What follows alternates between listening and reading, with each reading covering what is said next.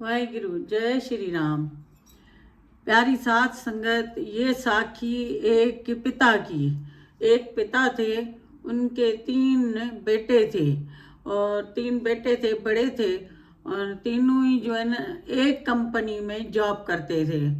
तीनों ही एक ही किस्म की जॉब थी और तीनों एक कंपनी में ही थे। तो एक की तनख्वाह जो थी वो थी 10,000 और दूसरे बेटे की तनख्वाह थी 20,000 उसके। फिर तीसरे की थी 1 लाख रुपया। तो उसका पिता जो है ना अपने बच्चों को देखता था कि एक बेटा जिनकी जो है ना 10,000 तनख्वाह है वो कैसे तंगी में गुजारा करता है और बहुत मुश्किल से उसका 10,000 में क्या आएगा, तो वो उसका खर्चा करता था। और दूसरे की जो जिस बेटे की 20,000 थी वो भी सही सही होता था। 20,000 में बस उनका भी बेचारे का गुजारा ही होता था। तो वो उनका भी इतना वो नहीं था। तो फिर तीसरा बेटा जो उसका था उसकी 1 लाख थी और वो इतना खुश रहता था, इतना खुश रहता था।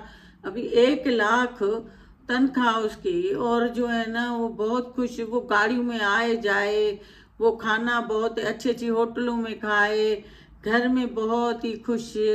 और ये बेचारे दोनों का घर बहुत मुश्किल से चलता था। एक का तो बहुत मुश्किल चलता था और दूसरे का उससे बेहतर था। फिर तीसरे का तो बहुत ही अच्छा था।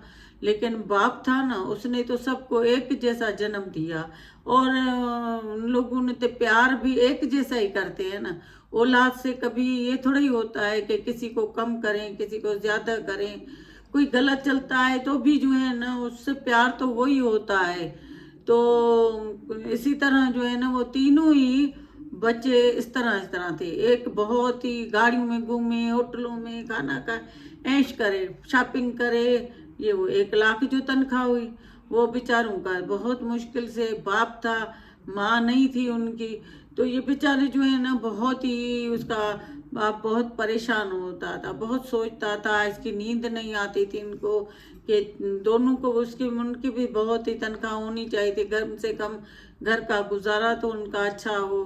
फिर ये सोच के एक दिन इसने सोचा कि मैं जाके इनके बॉस से मिलता हूँ और इससे बात करता हूँ। तो ऐसा क्यों है कि एक की तनख्वाह अपनी 100 लाख की है और एक की तनख्वाह 10, दूसरे की 20।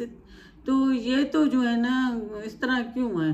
तो फिर दूसरे दिन ये जो है ना गया बॉस के पास उनके कंपनी में और जाके उधर बैठा और उस बॉस से उनके बात की कि कंपनी में ये तीनों ही काम करते हैं, फिर ऐसा क्या है जो एक की तनख्वाह इतनी कम 10,000, दूसरे की 20 और तीसरे की लाख, और उनका बेचारों का तो गुजारा भी नहीं होता है। और मैं तो बाप हूँ, पिता हूँ, मैं तो देख के कहता हूँ मेरे तो तीनों बच्चे खुश रहें। तो उसने कहा तुम ऐसा करो, तुम अभी कहीं जाओ नहीं, तुम इधर ही बैठो। तो उसने कहा ठीक है।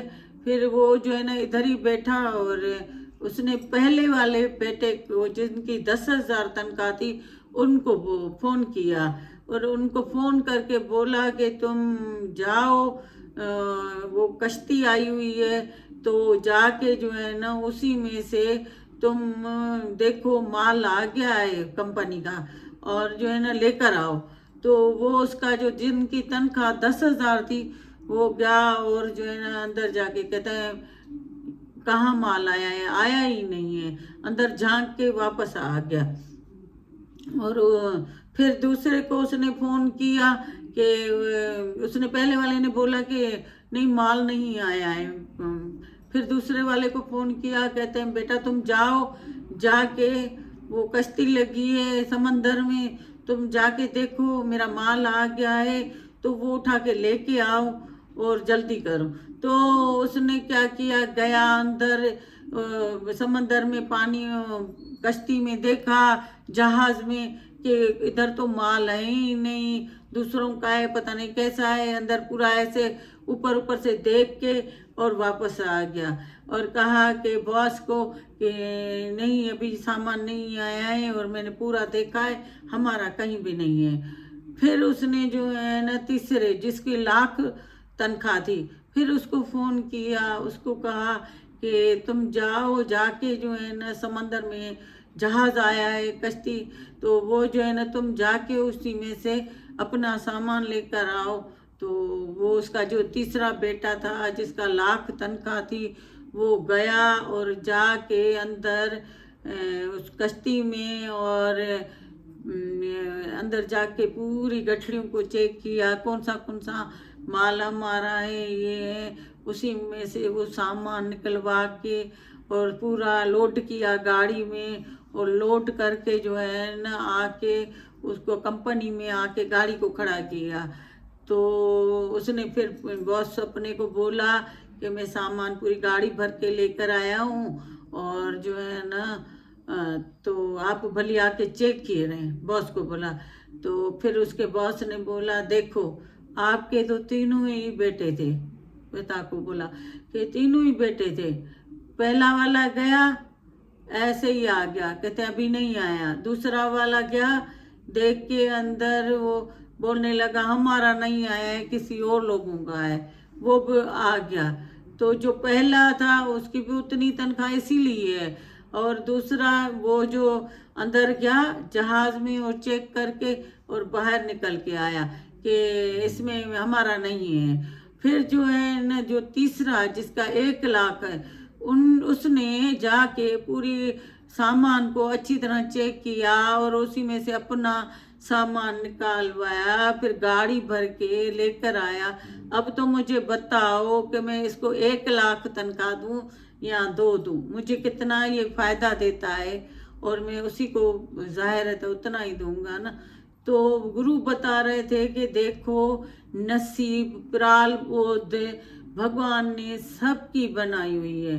एक पिता के 3 बेटे, और एक कंपनी में, और तीनों की एक ही नौकरी, लेकिन एक बहुत मेहनत करता है तो उसको फल भी बहुत ही मिलता है। दूसरा जो है न कम जाके झांके, और तीसरा भी इसी तरह उससे थोड़ा बहुत करता होगा। तो कहते हैं कि देखो, उसको जो है ना मेहनत का फल मिलता था, उनकी मेहनत थी, उसका नसीब था, उसकी प्रारब्ध इस तरह लिखी हुई थी। तो माँ बाप बच्चे औलाद पैदा करते हैं, तो उनकी प्रारब्ध तो सबकी अलग अलग होती है, भाग नहीं बना सकते हैं, उनका नसीब नहीं बना सकते हैं। भगवान कहते हैं ना कि हम लोग अगर जो है ना आप लोगों को दे दें ना जन्म मरण पैसा, तो आपस में एक दूसरे के बाल खींच के मार के छोड़ेंगे। इसलिए भगवान ने अपने पास जन्म मरण और पैसा अपने पास रखा है, तो नहीं तो एक दूसरे को मार देंगे। तो कहते हैं हर एक की ये प्रारब्ध है, तो वो उनको मिली। तो गुरु बता रहे थे कि हम लोग भी ऐसे ही हैं, हम लोग सत्संग में जाते हैं और ऊपर ऊपर से झांक के आ जाते हैं। जाते तो रोज हैं, काम तो करते हैं, वो ऑफिस में जाते थे रोज, लेकिन हम लोग सत्संग में आते हैं और जो है ना आके बस घुमा के चक्कर लगा के चले जाते हैं। और जैसे दूसरा उसके था, वो अंदर गया और थोड़ा चेक करके आ गया। और आप लोग जाते हैं, सत्संग सुनते हैं, ध्यान भी देते हैं, लेकिन मन में जो है ना वो सत्संग को चलाते नहीं हैं, उसको उन वचनों को जो है ना महानता नहीं करते हैं, उनके मानते नहीं हैं, तो इसीलिए वचन लेते नहीं है। इसीलिए जो है ना हमारी जो है ना लाइफ व्यर्थ है। बस इसी तरह है जो है ना, जो बस ऊपर ऊपर से बस सत्संग सुन के आए, किसी के कपड़े देख कर आए, किसी का कुछ देख कर आए, आके कहने लगे कि हम लोग इसी तरह ही जो है ना आ जाते हैं। और तीसरा जो है ना बंदा, देखो उसने पूरी गाड़ी करवा के सामान की और आ गया। और जो है ना कोई प्यारे ऐसे होते हैं, वो पूरे सत्संग में जाते हैं, ध्यान से सत्संग सुनते हैं और ध्यान से उसको मन वचनों को यूज करते हैं, उन पे चलते हैं। तो इसी तरह जो है ना वो अपनी जीवन जिंदगी फिर ऐश से गुजारते हैं, ना उनको दुख लगता है, न सुख लगता है, न किसी के अल्फाज उनको बुरे लगे न अच्छे लगे, वो मस्त रहते हैं।